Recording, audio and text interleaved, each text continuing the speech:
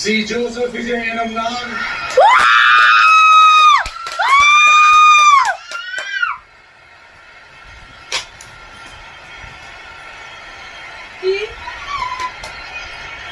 சட்டப்படி அமைக்கப்பெற்ற இந்திய அரசியல் அமைப்பின்பால் உண்மையான நம்பிக்கையும் மாறா பற்றும் கொண்டிருப்பேன் என்றும் இந்திய நாட்டின் ஒப்பில்லாத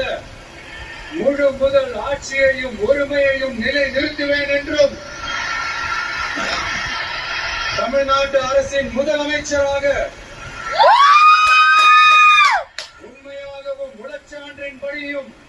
என் கடமைகளை நிறைவேற்றுவேன் என்றும் அரசியல் அமைப்பிற்கும் சட்டத்திற்கும் இணங்க அச்சமும் ஒருதலை சார்பும் இன்றி விருப்பு வெறுப்பை விலக்கி பலதரப்பட்ட மக்கள் அனைவருக்கும் நேர்மையானதை செய்வேன் என்றும் ஆண்டவன் மீது ஆணையிட்டு உறுதிமொழிகிறேன்.